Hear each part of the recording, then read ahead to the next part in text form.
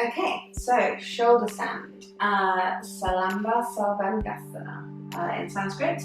I thought this was a good one to do a little tutorial on, because if you're taking part in online classes, it's really not a good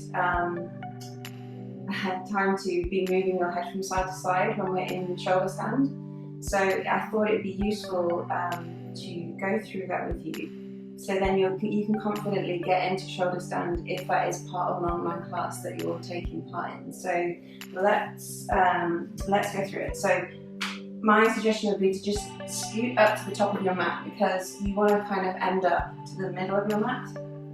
I mean, by the time you come back down, your leg's going to be over, but I like to be in the middle of my mat when I come into shoulder stand. I'll say that and I'll be towards the back now.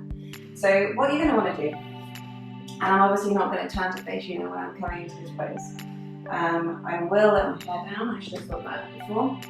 And we'll come down just nice and slowly. And then from here, we're going to come into plow first, or this is how I like to come into shoulder stand anyway. So I'm going to use my hands on the mat, and then I'm going to tuck the knees towards me and just push up, coming into plow, nice and slowly. And when I'm in plow, this allows me to just shuffle my shoulders to get my hands and support my back, and then slowly lift each leg up until I come into shoulder stand.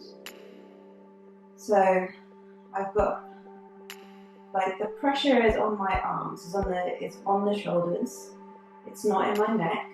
I'm not feeling the pressure there.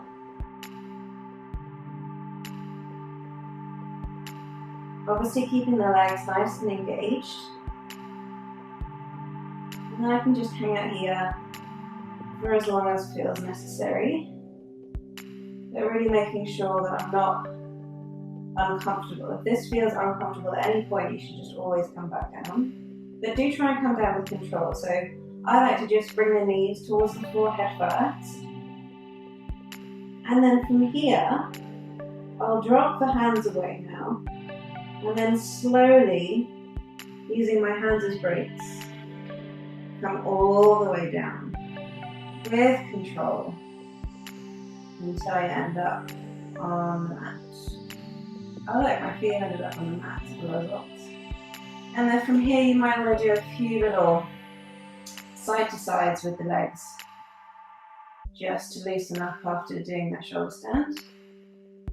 And then when you're ready and you've taken a moment after being inverted, you can come all the way back up.